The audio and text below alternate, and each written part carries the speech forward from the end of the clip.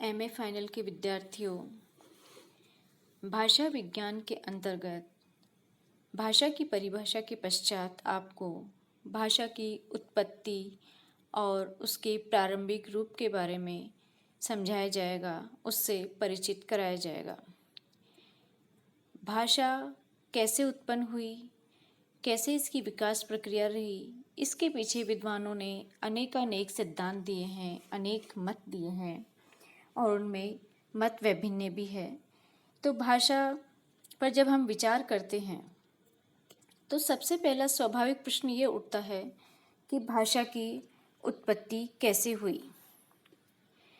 इस प्रश्न पर अत्यंत प्राचीन काल से विचार होता आ रहा है और जो भाषा विज्ञान वेता है, भाषा विशेषज्ञ हैं, वो तो इसको भाषा विज्ञान का क्षेत्र ही नहीं मानते हैं।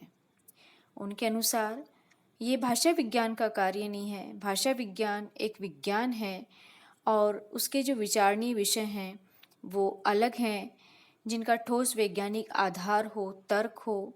और भाषा की उत्पत्ति कैसे हुई, इसमें अनुमान लगाया जाता है, इसलिए ये इस अधिकार क्षेत्र के अंतर्गत नहीं आती है, ऐसा माना जाता है। मनुष्य सबसे पहले कब आया, भाषा सबसे पहले कब आई या कब मनुष्य ने बोलना सीखा, ये लाखों वर्ष पूर्व हुई घटनाएं हैं और जिन पर विचार करने के लिए आज हमारे पास कोई आधार नहीं है, कोई तर्क संगत या ठोस स्थितियां नहीं है कि जिन पर विचार किया जा सके। केवल अनुमान ही किया जा सकता है और अनुमान का कार्य होने के कारण भाषा विज्ञान वेता इसको भाषा विज्ञान का अंग भी नहीं मानते हैं।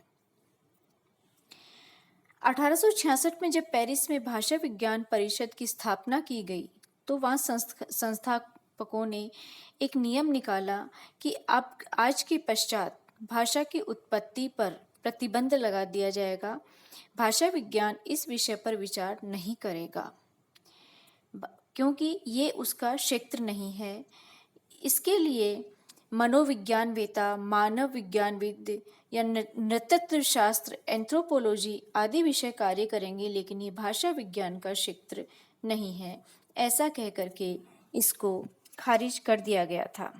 ये दार्शनिकों का क्षेत्र हो सकता है, मानव विज्ञानियों का हो सकता है, लेकिन भाषा विज्ञान का नहीं है। और आधुनिक भाषा विज्ञान है वो तो इस क्षेत्र पर चर्चा ही नहीं करती है। तो विद्यार्थियों, लेकिन इसको भाषा विज्ञान के क्षेत्र से पूर्ण रूप से नहीं निकाला जा सकता, क्योंकि जब हम भाषा की बात करते हैं तो एक बहुत ही स्वाभाविक सा प्रश्न उठता है कि भाषा की उत्पत्ति कब हुई होगी, कब मनुष्य ने बोलना सीखा, कैसे ये अस्तित्व में आई। तो भाषा की उत्पत्ति के संबंध में जो प्राचीनतम विचार है वो यूनानियों द्वारा व्यक्त किए गए थे, ऐसा पाया जाता है। बाइबल का जो ओल्ड टेस्टामेंट है उसमें भी इसके संबंध में कुछ प्रत्यक्ष अप्रत्यक्ष बातें कही गई हैं। इसी प्रकार भारत, मिस्र, अरब, अन्य देशों में भी धार्मिक और भाषा शास्त्र विषय जो पुस्तक हैं उनमें इनकी उत्पत्ति के संबंध में कुछ न कुछ बातें मिल ही जाती हैं। लेकिन फिर भी बिल्कुल एक मत होकर के उसमें कुछ कहा नहीं जा सकता है। भाषा का अर्थ केवल भाषण लेने पर भाषा की उत्पत्ति का प्रश्न नहीं उठता है। सृष्टि में अन्य जीव हैं। भाषण अर्थात ध्वनन अर्थात बोलने की शक्ति। बोलने की शक्ति तो मनुष्य में, सृष्टि के सभी जीवों में है और मनुष्य में भी रही होगी जब मनुष्य आविर्भाव हुआ होगा धरती पर। लेकिन ऐसा प्रतीत होता है कि इस शक्ति का आविर्भाव अकस्मात नहीं हुआ होगा। भाषा एक लंबी विकास की प्रक्रिया के बाद में अस्तित्व में आती है। तो भाषा की उत्पत्ति का अभिप्राय यही है विद्यार्थियों कि ध्वनि के साथ जब अर्थ का संयोग करना मनुष्य ने जब से सीखा होगा, शब्द को अर्थों के साथ में वाचन किया होगा, तभी भाषा की उत्पत्ति हुई होगी।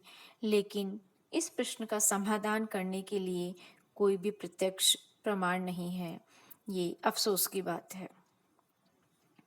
आज के लाखों साल पहले की स्थिति को बताने का हमारे सामने कोई भी साधन नहीं है। दार्शनिकों ने मानव विज्ञानियों ने और इतिहासज्ञों ने अनेक सिद्धांत प्रस्तुत किए हैं, लेकिन वे सभी अनुमान आधारित हैं। उनमें निश्चयात्मक रूप से और निर्णयात्मक रूप से कुछ भी नहीं कहा जा सकता, इसीलिए वो कोई सिद्धांत निर्दोष नहीं है, क्योंकि इस प्रश्न का पूर्ण और संतोषप्रद समाधान किसी के पास भी नहीं है। भाषा की उत्पत्ति कैसे हुई? ये प्रश्न आज भी वैसा ही है जैसा कि मनुष्य की उत्पत्ति कैसे हुई। जितना अनुत्तरित ये प्रश्न है, उतना ही भाषा की उत्पत्ति का प्रश्न भी अनुत्तरित है।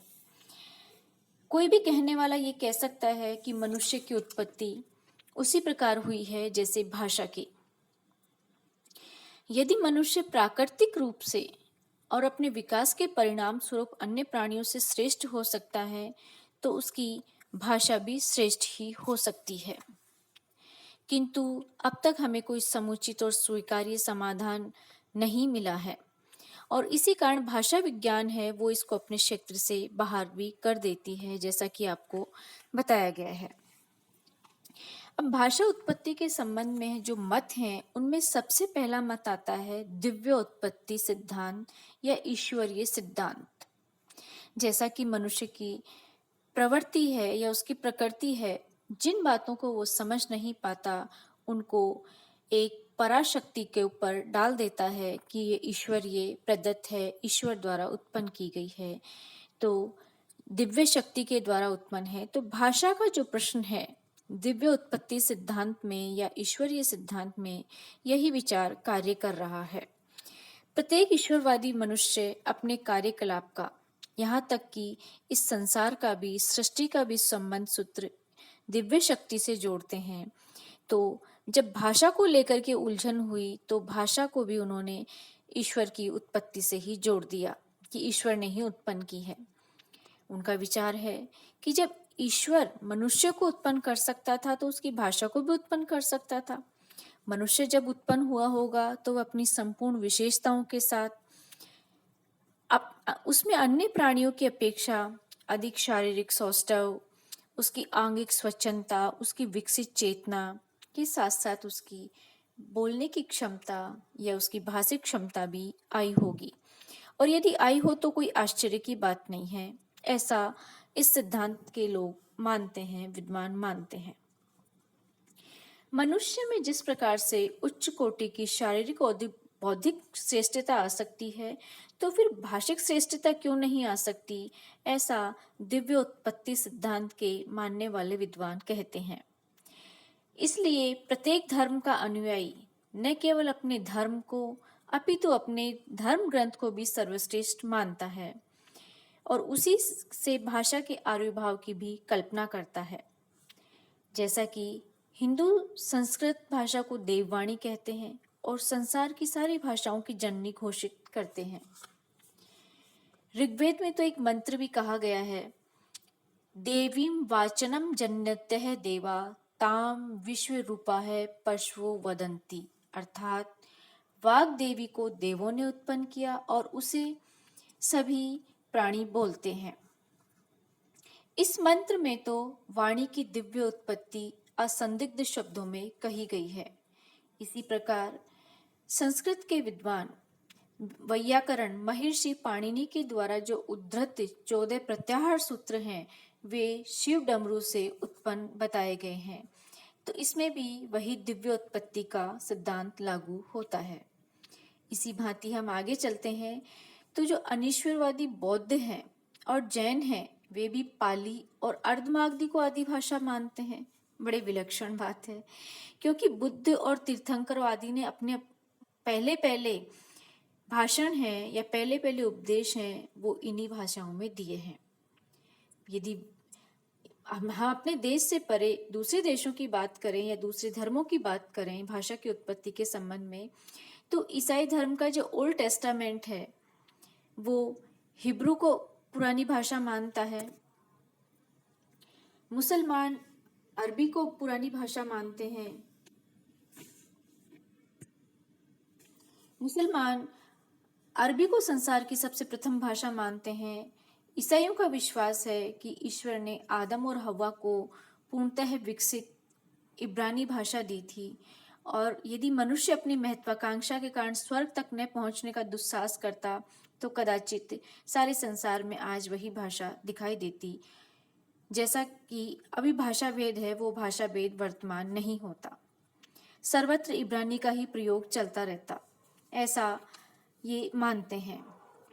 सृष्टि में ईश्वर इच्छा सारी समस्याओं का सहज समाधान कर देती है। इस सिद्धांत के पीछे ये मनोवृत्ति कार्य करती है।